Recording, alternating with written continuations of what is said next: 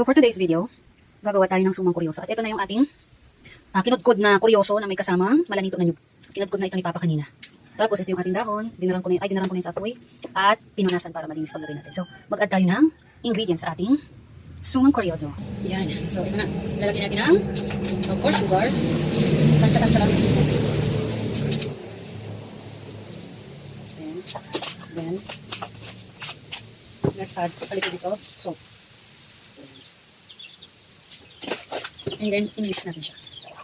Ito palang kuryoso na ito ay tanim ni Papa. Yan, tanim niya ito dyan sa may likod ng bahay namin. Ito ay pula.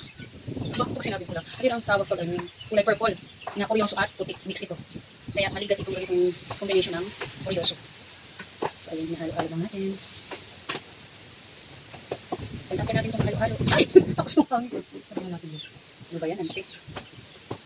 Tapos natin itong ma-mix, yung sugar at saka yung ating mixture. Ayan, balik dito. So, tikman natin of course, para malasahan natin kung sakto na ba yung sweetness and a little bit of saltiness. Then, ibabalik natin siya dito sa ating dahon.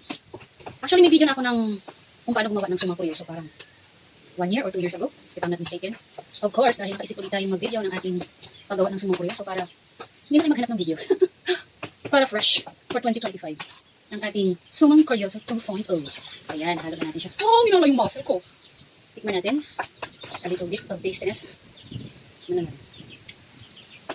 Pwede na, pero add natin ng a little bit pa.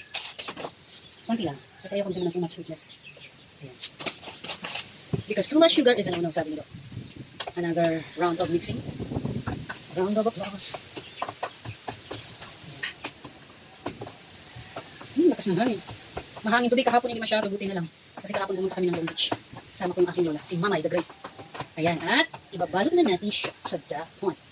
Okay. Let me show you the sample. Kung paano ko yung pinabalot ng pa-triangle. So, ganito. Kita nyo ba? Ganyan, ha? Ipo-fold nyo siya ng ganyan. Another fold. Like this. Tapos para siyang cone. Ayan, o. Cone shape na siya. Then, lalagyan natin siya ng sa loob. Ng mixture ng ating sumang kuryoso. Ayan. Tapos, itutupit natin siyang pagganito. Doon sa paloob, ha? Yan lang. Tupit-tupit lang. So, easy. Simple and easy. Step. And, voila! Ayan na. Tapos nalagyan natin siya sa ating kaldero.